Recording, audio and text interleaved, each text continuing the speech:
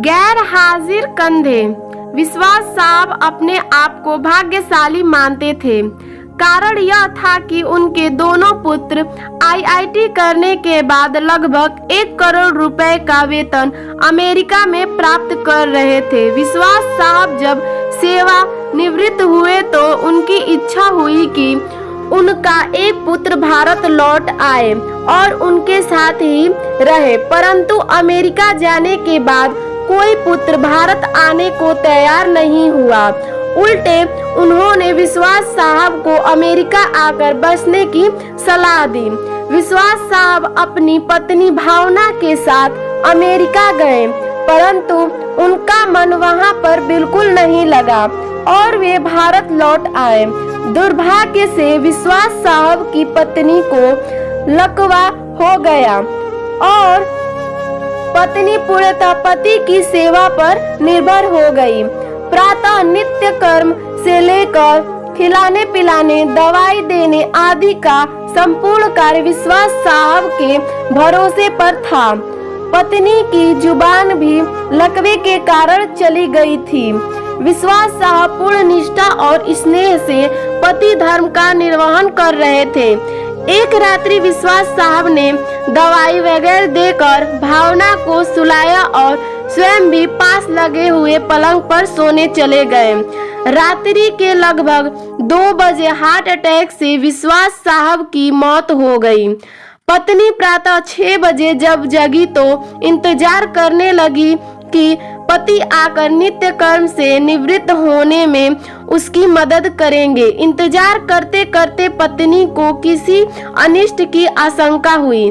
चूंकि पत्नी स्वयं चलने में असमर्थ थी, उसने अपने आप को पलंग से नीचे गिराया और फिर घसीटते हुए अपने पति के पलंग के पास पहुंची।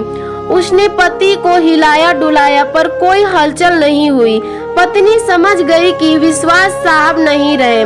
पत्नी की जुबान लकवे के कारण चली गई थी, अतः किसी को आवाज देकर बुलाना भी पत्नी के वश में नहीं था। घर पर और कोई सदस्य भी नहीं था। फोन बाहर ड्राइंग रूम में लगा हुआ था। पत्नी ने पड़ोसी को सूचना देने के लिए घसीटते हुए फोन की तरफ बढ़ना शुरू किया।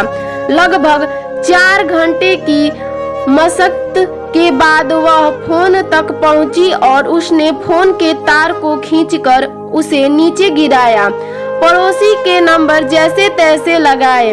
पड़ोसी भला इंसान था। फोन पर कोई बोल नहीं रहा था, पर फोन आया था, अतः वह समझ गया कि मामला गंभीर है। उसने आस पड़ोस के लोगों को सूचना देकर इकट्ठा किया।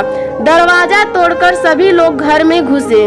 उन्होंने देखा विश्वास साहब पलंग पर मृत पड़े थे तथा पत्नी भावना टेलीफोन के पास मृत पड़ी थी। पहले विश्वास और फिर भावना की मौत हुई।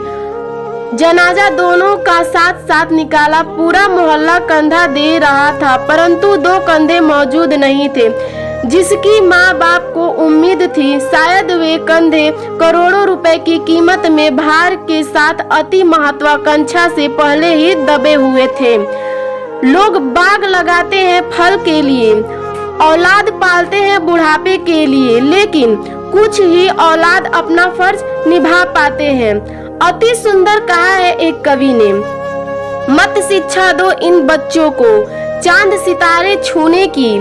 चांद सितारे छूने वाले छूमंतर हो जाएंगे।